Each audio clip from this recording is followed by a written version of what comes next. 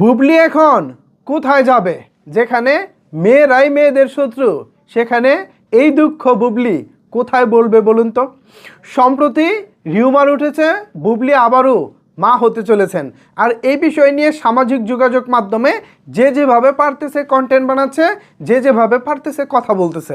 এখন এমতো পরিস্থিতিতে ছেলে যারা আছে কন্টেন্ট ক্রিয়েটর, আমাদের মতো যারা ছেলে কন্টেন্ট ক্রিয়েটর আছে, আমরা তো ভিডিও বানাচ্ছি, পাশাপাশি দুঃখজনকভাবে হলেও সত্য বেশ কিছু মেয়ে কন্টেন্ট ক্রিয়েটর বুবলিকে নিয়ে আজেবাজে কন্টেন্ট বানাচ্ছে। এবার এ বিষয় নিয়ে বুবলি বলেছেন, দুঃখজনকভাবে ইদানিং মেয়েরাই মেয়েদের নিয়ে বেশি ট্রল করছে। এমনকি হিজাব পরা কিছু আপু মিথ্যা তথ্য ছড়িয়ে গুজব নিয়ে ভিডিও বানাচ্ছে।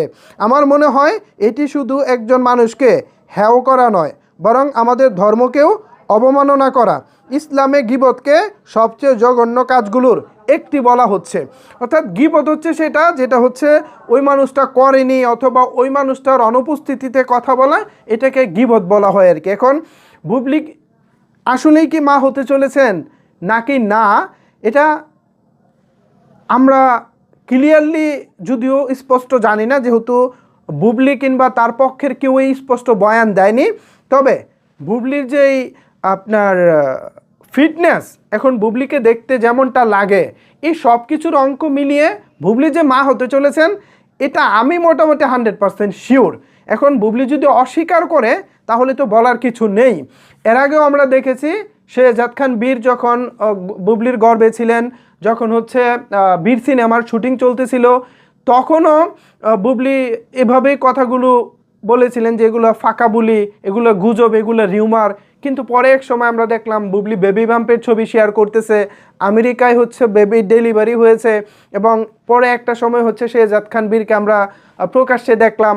সো সব কিছু মিলিয়ে তারকারা যেটা করে একটা সময় বলে এগুলো মিথ্যা, এগুলো প্রোপাগান্ডা, কিন্তু যখন সত্যি হয়ে যায়, যখন দর্শকদের ধারণা সত্যি হয়ে যায়, তখন কিন্তু তারা আবার সরি বলে না।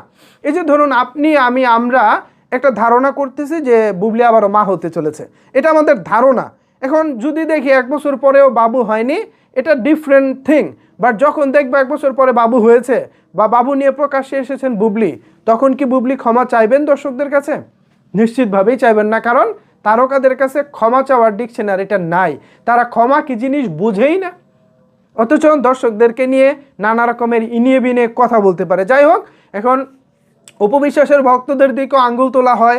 অনেকেই বলে এগুলো অপবিশ্বাসের ভক্তরা করছেন, আবার কেউ কেউ বলেন এখানে আসলে বুবলিকে ছোটো করার জন্যই সবাই উঠে পড়ে লেগেছে। আবার কেউ কেউ বলেন বুবলি এখন অনেক ভালো ভালো কাজ করতেছে, বুবলির ভালো কাজগুলো অনেকের সহ্য হচ্ছে না, ঈর্ষান্বিত হয়ে বুবলিকে ডোবানোর চেষ্টা করা হচ্ছে। নানা মানুষ নানা মত দিচ্ছে। এখন এই বাস্তবতা আসলে সত্যটা জানতে পারবো আমরা নিশ্চয়ই কিছু দিনের মধ্যেই। বুবলি যদি কিছু দিনের মধ্যে আড়ালে চলে যায় তাহলেও ধরে নেবেন কিছু একটা ঘটনা ঘটেছে। আবার যদি বেবি সহ চলে আসে, সেটাও তো কিছু একটা ঘটনা হবেই। সো ভিউয়ার্স, কি মনে হয় আসলে মেয়েরাই কি মেয়েদের শত্রু? ছেলেরাও তো বুবলিকে নিয়ে ভিডিও বানাচ্ছেই, পাশাপাশি মেয়েরাও, হিজাব পরা মেয়েরা পর্যন্ত বুবলিকে নিয়ে ভিডিও বানাচ্ছে। এ বিষয়ে আসলে আপনাদের মতামত কি জানাতে পারেন নিচের কমেন্টস বক্সে। ধন্যবাদ সবাইকে এতক্ষণ আমার সাথে থাকার জন্য।